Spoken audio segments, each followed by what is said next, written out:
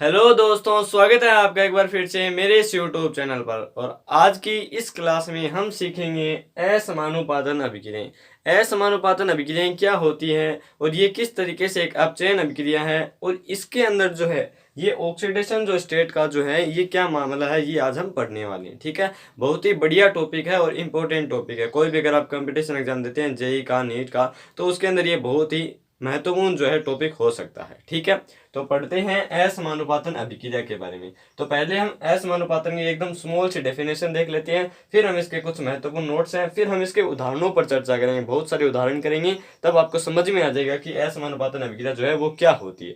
ठीक है, पहली बात तो ये कि जो असमानुपातन अभिक्रिया ये क्या है, अपचयन अभिक्रिया, रेडॉक्स रिएक्शन है। ये क्या है, एक रेडॉक्स रिएक्शन है। ठीक है, ये बात आप ध्यान में रख लेना। ठीक है, अब हम परिभाषा पर बात करते हैं। तो जिस अभिक्रिया के अंदर कोई तत्व एक साथ ऑक्सीकृत अपचयित होता है, जिस अभिक्रिया के अंतर्गत कोई एक तत्व एक साथ ऑक्सीकृत और एक साथ अपचयित होता है, उसे हम असमानुपातन अभिक्रिया कहते हैं। अभी तक हमने जितनी भी अभिक्रियाएं की हैं 10वीं तक लेवल में, उसमें हमने इतनी अभिक्रियाएं पढ़ी है कि जो अभिकारक हैं वो अभिक्रिया कर लेते हैं और जो है उत्पाद बना लेते हैं। और उसके अंदर जो है कोई भी तत्व जो है वो दो यौगिक अवस्थाएं प्रदर्शित करता है। जैसे मैं एक सामान्य सी रिएक्शन लिखूं C+O2, तो ये हम इस सबको पता है ये CO2 बनाएगा। और इसमें जो C है ये दो यौगिक अवस्था दर्शाता है, यहाँ पर 0 दिखाता है और यहाँ पर ऑक्सीजन अवस्था दिखाएगा ये -4। ठीक है, तो यहाँ पर +4, तो यहाँ पर ये सामान्यतः केवल दो ही ऑक्सीजन अवस्थाएं दर्शा रहा है और हमें सीधा पता चल रहा है कि इसका ऑक्सीकरण हो रहा है। क्या हो रहा है, ऑक्सीकरण हो रहा है। लेकिन असमानुपातन अभिक्रिया के अंदर क्या होगा, एक साथ ऑक्सीकृत भी होगा और एक साथ अपचयित भी होगा, दोनों होगा, दोनों तरीके से होगा। एक साथ ऑक्सीकृत भी होगा और एक साथ अपचयित भी होगा। ठीक है, यानी वो उत्पाद में दो दो जगह पर साथ में आएगा। ये क्या है, ये असमानुपातन का मेन मुद्दा है कि इसके अंदर कोई तत्व एक साथ ऑक्सीकृत होता है और एक साथ ही अपचयित होता है। ठीक है, ये अभिक्रिया अभी तक हम पढ़ते आ रहे थे, लेकिन अब ये नई बात है एकदम, ऑक्सीकृत व अपचयित होता है। और जो रिएक्शन ऐसी है वो असमानुपातन अभिक्रिया के अंतर्गत आती है और जो तत्व ऐसा काम कर रहा है वो असमानुपातन अभिक्रिया दर्शाता है। ये आपको एग्जामिनर पूछ सकता है कि इसके अंतर्गत इस कोई रिएक्शन दी हुई है और पूछ सकता है इसके अंतर्गत कौन सा तत्व जो है असमानुपातन दर्शाता है। उसको कैसे निकालेंगे वो भी मैं आपको बताऊंगा। ठीक है, अब हम इसके उदाहरण पर बात करते हैं कि किस तरीके से कोई तत्व एक साथ ऑक्सीकृत और एक साथ अपचयित कैसे होता है। जैसे मैंने एक सामान्य सा यौगिक ले लिया H2O2, इसको मैंने ताप के द्वारा विघटित किया तो ये मुझे H2O और O2 दे रहा है। ठीक है, संतुलित करूं क्या, चलो कर लेते हैं। दो ऑक्सीजन 4 और ये 2 ऑक्सीजन 4। ठीक है, संतुलित हो गया। अब देखो इसमें कौन सा तत्व है, 3 जगह पर आ रहा है, क्योंकि 2 जगह पर तो हमें यहाँ तक तो हम पढ़ते आ रहे हैं, लेकिन इसमें हमें कहा है, अगले ने खुद कहा है कि इसके अंदर एक तत्व एक साथ ऑक्सीकृत और अपचयित होता है। तो एक बार तो ऑक्सीकृत होगा और एक साथ यहाँ पर अपचयित होने वाला भी तो चाहिए, मतलब तत्व 3 जगह पर आएगा। तो तत्व 3 जगह पर कौन सा आ रहा है, पहले तो ये देख लो, 1 2 3 ऑक्सीजन आ रहा है, तीनों जगह पर ऑक्सीजन आ रहा है। हाइड्रोजन तो 2 ही बार आ रहा है। ठीक है, लेकिन ऑक्सीजन 3 जगह पर आ रहा है, तो हम इसमें चेक कर सकते हैं। ऐसा श्योर नहीं है कि 3 जगह पर आते ही वो असमानुपातन दर्शाएगा, ये ऐसा श्योर नहीं है। ठीक है, हम चेक कर सकते हैं। यहाँ पर ऑक्सीजन की ऑक्सीजन अवस्था निकालो, यहाँ पर हम ऑक्सीजन की अवस्था निकालेंगे तो 2x + 2x बराबर आ जाएगा -1। यहाँ पर ऑक्सीजन की ऑक्सीजन अवस्था है -1। ठीक है, अब ये ऑक्सीकृत तभी होगी जब यहाँ पर ये बढ़ेगी और ये अपचयित भी तभी होगी जब ये घटेगी। अब यहाँ पर ये कह रहा है कि ये ऑक्सीकृत और अपचयित दोनों होती है, यानी ये घटेगी भी और बढ़ेगी भी, दोनों काम करेगी। तो यहाँ पर ऑक्सीजन की अवस्था में पता सीधी ये 0 होता है। ठीक है, यहाँ पर निकालेंगे तो x + 2 = 0, x - 2, यहाँ पर आ गई -2, यहाँ पर ऑक्सीजन अवस्था आ गई -2। अब देखो यहाँ पर -1 थी, यहाँ पर कितनी हो गई 0, यानी -1 में अगर हम 1 जोड़ते हैं तो हमें 0 प्राप्त होता है, ये हमें पता है। यानी इसमें ऑक्सीकरण अवस्था बढ़ी है, तो इसका क्या हुआ है, ऑक्सीकरण हुआ है। यहाँ पर हाइड्रोजन इससे हट गई ना, तो इसका क्या हुआ, इसका हुआ ऑक्सीडेशन। इसका क्या हुआ, ऑक्सीडेशन। ऑक्सीकृत तो हो गई। अब यहाँ पर देखो ऑक्सीकरण अवस्था कम हुई है, यहाँ पर -1 था, यहाँ पर -2 आ गया, तो ऑक्सीकरण अवस्था क्या हुई, कम हो गई। तो यहाँ पर क्या हुआ, ये रिडक्शन हुआ है इसका। ठीक है, क्या हुआ, रिडक्शन, यानी अपचयन हुआ है, रिडक्शन हुआ है। तो ऑक्सीकरण और अपचयन दोनों हो गए ना, यानी यहाँ पर ऑक्सीजन क्या दर्शाता है, असमानुपातन अभिक्रिया दर्शाता है। यही बस ये परिभाषा कहनी चाहती है कि असमानुपातन अभिक्रिया के अंदर कोई भी तत्व एक साथ ऑक्सीकृत होता है और एक साथ अपचयित होता है, उसकी ऑक्सीकरण अवस्था में वृद्धि भी होती है और कमी भी होती है। ठीक है, अब हम कुछ इसके बहुत ही महत्वपूर्ण जो चीजें हैं कॉम्पिटिटिव एग्जाम के अंदर जो है किस तरीके से जो क्वेश्चन पूछे जाते हैं वो हम देखेंगे। पहले हम इन 3 नोट्स पर चर्चा करते हैं, बहुत ही इंपॉर्टेंट नोट। ठीक है, पहला नोट्स दे रखा आपको उस तत्व की ऑक्सीजन अवस्था अभिकारक के अंतर्गत मध्यम होगी तथा उत्पाद के अंदर अधिकतर व निम्नतर होगी। यहाँ पर आप उच्चतर भी कर सकते हैं, ठीक है। ये कह रहा है जो तत्व असमानुपातन दर्शाएगा उस तत्व की ऑक्सीकरण अवस्था अभिकारक के अंतर्गत मध्यम होगी। अभिकारक कौन? जो तीर के इधर होता है, जो तीर के इधर होता है वो अभिकारक होता है। तो अभिकारक के अंतर्गत जो तत्व असमानुपातन दर्शाएगा उसकी ऑक्सीकरण अवस्था मध्यम होगी, मीडियम होगी। यहाँ पर देखो ऑक्सीकरण अवस्था क्या है? -1 है।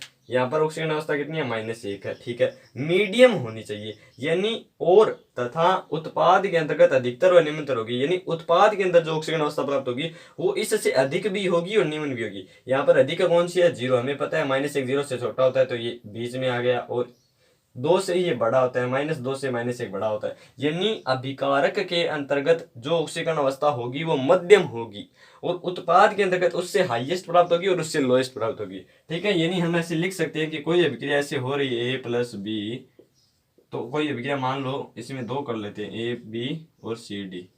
अभिक्रिया हो गई AC + BD। तो इसके अंतर्गत जब तत्व 3 जगह पर आना चाहिए, एक और तत्व बना लेते हैं, मान लो AC हो गया ना, BD हो गया, सेम बनाते हैं ताकि तत्व 3 जगह पर आ जाए। एक तत्व पर ये रहा, यहाँ पर BD है, यहाँ पर हम AD और बना लेते हैं।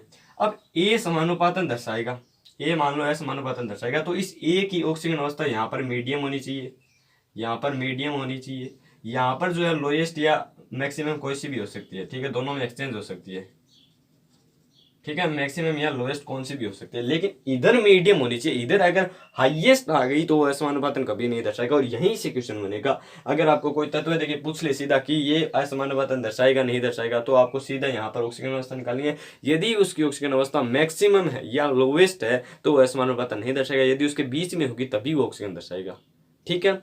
ये बात पहला पॉइंट यहाँ पर क्लियर हो गया आपका, हो गया ना। चलो आगे वाले पॉइंट पे बात कर लेते हैं। यदि कोई, देखो यहाँ से बताता हूँ, यदि कोई तत्व अभिकारक है तथा वह अपनी उच्चतम ऑक्सीजन अवस्था के अंदर गया है तो वह असमानुपातन नहीं दर्शाएगा। मैंने अभी आपको बताया कि यदि हाईएस्ट अवस्था के अंतर्गत या अभिकारक के अंतर्गत आ गया तो कभी भी असमानुपातन नहीं दर्शाएगा। मैं अभी उदाहरण कराऊंगा तो एकदम स्पष्ट समझ में आ जाएगा। अगला है, एक ही अभिक्रिया के अंतर्गत उस तत्व की 3 ऑक्सीजन अवस्था होगी। जो असमानुपातन दर्शा रहा है उसकी 3 ऑक्सीजन अवस्थाएं एक के साथ होगी एक अभिक्रिया के अंदर। जैसे O2 की है 3 ऑक्सीजन अवस्थाएं आ रही है ना, -1 -2 0, लेकिन हम सामान्य अभिक्रिया में कितनी ऑक्सीजन अवस्थाएं पढ़ती हैं? 2 ही पढ़ते हैं। लेकिन असमानुपातन के अंतर्गत कितनी आएगी? असमानुपातन के अंदर 3 ऑक्सीजन अवस्था आएगी एक साथ, ठीक है। तो ये पॉइंट हो गया। आप नोट करना चाहते हैं तो नोट कर लीजिए। अब हम उदाहरण देखते हैं, ठीक है, और कुछ, ठीक है। तो पहले हम देख लेते हैं कि इनके अंदर 3 जगहों पे कौन सा, जो मैंने आपको पहले बताया था ना कि 3 जगह पर हमें देखना है। तो 3 जगह पर कौन कौन से हैं? P1 फिर 2 फिर 3, यानी P यहाँ पर कितनी बार है? 3 बार है, तो ये दिखा सकता है। ऑक्सीजन कितनी बार है? 1 2 3, ये भी 3 बार है। अच्छा, हाइड्रोजन 1 2 3 4, यानी ये 4 बार है। चलो कोई नहीं, ठीक है, सभी की चेक करनी पड़ेगी। पहले हम फॉस्फोरस की चेक करते हैं कि फॉस्फोरस असमानुपातन दर्शाता है कि नहीं दर्शाता है, ठीक है। तो फॉस्फोरस की यहाँ पर तो ऑक्सीजन अवस्था आपको पता है, मुक्त रूप में किसी की भी ऑक्सीजन अवस्था क्या होती है? वो 0 होती है, ठीक है। अगर आपको अभी नहीं निकालना आता है ऑक्सीजन अवस्थाएं तो आप प्लीज कमेंट कर सकते हैं, मैं आपके लिए वीडियो बना सकता हूँ, ठीक है, क्लास बना सकता हूँ। आप ऑक्सीजन अवस्था निकालना सीख जाएंगे फटाफट से। यहाँ पर ऑक्सीजन अवस्था हो जाएगी फास्फोरस की 0। यहाँ पर ऑक्सीजन अवस्था निकालते हैं फास्फोरस की, तो यहाँ पर हम मान लेते हैं X है, तो इसकी कितनी होती है? +3, तो उधर भेजेंगे तो इसकी हो जाएगी -3, तो फास्फोरस की ऑक्सीजन अवस्था होगी -3। यहाँ पर निकालते हैं तो यहाँ पर हम फास्फोरस की ऑक्सीजन अवस्था X मान लेते हैं, इसकी हो जाएगी +2, इसकी हो जाएगी -4 और बराबर में -1। ये आ जाएगा -2, उधर जाएगा तो +2 में से 1 गया 1, यानी इसकी हो जाएगी +1। तो फास्फोरस की कौन कौन सी अवस्थाएं होगी? 0 -3 +1। अब चेक करो कि अभिकारक के अंतर्गत इसकी ऑक्सीजन अवस्था मीडियम होनी चाहिए, उत्पाद के अंतर्गत उससे हाईएस्ट और लो दोनों ही होनी चाहिए। यानी यहाँ पर 0 है तो 0 से छोटी ऑक्सीजन अवस्था है क्या? है -3। इससे बड़ी संख्या है क्या? हाँ है, +1। यानी ये असमानुपातन दर्शाता है। कौन दर्शाता है? फास्फोरस असमानुपातन दर्शाता है। ऑक्सीजन को चेक करें क्या? चलो ऑक्सीजन को चेक कर लेते हैं। इसकी ऑक्सीजन अवस्था यहाँ पर कितनी है? देखो X, ठीक है, X मान लेते हैं। यहाँ पर इसकी ऑक्सीजन होगी +1 और -1, X बराबर -2। अब देखो ऑक्सीजन की जो ऑक्सीजन अवस्था होती है वो -2 लोएस्ट होती है, हाईएस्ट होती है ऑक्सीजन की अवस्था, ठीक है। और अगर हम बात करें उनके अंतर्गत OF2 और O2F2 के अंदर, तो उसके अंतर्गत केवल प्लस में आते हैं ऑक्सीजन की अवस्था। तो ये अपवाद है, इस पर हम बात नहीं कर रहे हैं। इनके अलावा ऑक्सीजन की हाईएस्ट ऑक्सीडेशन स्टेट -2 होती है। अब ये हाईएस्ट अभिकारक के अंतर्गत आ गया तो आगे बढ़ेगा क्या, तो इसकी ये असमानुपातन नहीं दर्शाएगा, इसके अंतर्गत केवल फॉस्फोरस दर्शाएगा। मैंने आपको कहा था ना, अभिकारक के अंतर्गत ऑक्सीडेशन स्टेट मीडियम होनी चाहिए, ये बात आपको ध्यान में रखनी है। ठीक है, ठीक है, तो इसके अंदर फॉस्फोरस दर्शाएगा। अगला अपना है chlorine plus OH minus ClO minus Cl minus H2। 3 जगह पर देख लेते हैं, ऑक्सीजन है, ऑक्सीजन है, ऑक्सीजन है, 3 जगह पर ऑक्सीजन है। क्लोरीन भी है क्या, क्लोरीन भी है। अब देखो चेक करते हैं, क्लोरीन की यहाँ पर ऑक्सीडेशन अवस्था हो जाएगी 0। ठीक है, यहाँ पर निकालो तो यहाँ पर हम मान लेते हैं x है, इसकी होती है -2 बराबर है -1, ये उधर जाएगा तो ये हो जाएगा +1। यहाँ पर निकालेंगे तो -1। यहाँ पर मीडियम है क्या, मीडियम है 0, इससे बड़ी 1, इससे छोटी -1, यानी ये भी क्या दर्शाएगा, असमानुपातन दर्शाएगा। क्यों, क्योंकि इसकी ऑक्सीजन अवस्था मीडियम है तथा उत्पाद के अंतर्गत यानी प्रोडक्ट के अंतर्गत जो है हाईएस्ट और लोएस्ट दोनों है। ठीक है, ठीक है। अगला क्वेश्चन है, ये आपको करना है, खुद को वीडियो पॉज करने। निम्न में से कौन सी स्पीसीज असमानुपातन नहीं दर्शाती है, कौन सी स्पीसीज असमानुपातन नहीं दर्शा सकती है। मैंने आपको बताया था कि जिसकी ऑक्सीडेशन स्टेट अभिकारक के अंतर्गत ही मैक्सिमम हो वो कभी भी असमानुपातन नहीं दर्शाएगा। अब हिंट दे दिया है मैंने, आपको निकाल सकते हैं। ठीक है, तो देखो मैं आपको सोल्यूशन बताता हूँ, वीडियो रोक कर ट्राई कीजिएगा प्लीज। ठीक है, देखो जिसकी ऑक्सीजन अवस्था हाईएस्ट आ गई, यहाँ पर आपको कॉमन कौन दिख रहा है, क्लोरीन और ऑक्सीजन दोनों दिख रही हैं। ठीक है, अब ऑक्सीजन को हम छोड़ देते हैं, हम केवल क्लोरीन की चेक करते हैं। अगर जिसने हाईएस्ट ऑक्सीडेशन स्टेट दिखा दी वो कभी भी असमानुपातन नहीं दर्शाएगा, अदरवाइज वो दर्शा सकता है, क्योंकि हमें यहाँ पर हाईएस्ट नहीं चाहिए। ठीक है, तो देखो क्लोरीन की यहाँ पर निकालते हैं तो x, इसकी होती है -2 बराबर है -1, x 2 उधर जाएगा तो ये हो जाएगा 2 - 1 यानी प्लस का 1, तो यहाँ पर क्लोरीन की आ गई +1, यानी ये मीडियम है। इसकी अधिकतम ऑक्सीजन अवस्था +7 होती है और न्यूनतम -7 होती है। ठीक है, तो ये बीच में है तो चल सकता है, चलो कोई नहीं। इसकी निकालते हैं तो x 2 -2 दूनी 4 और -1, x बराबर आ जाएगा +3, ये भी चलेगा भाई। चलो यू आर सिलेक्टेड।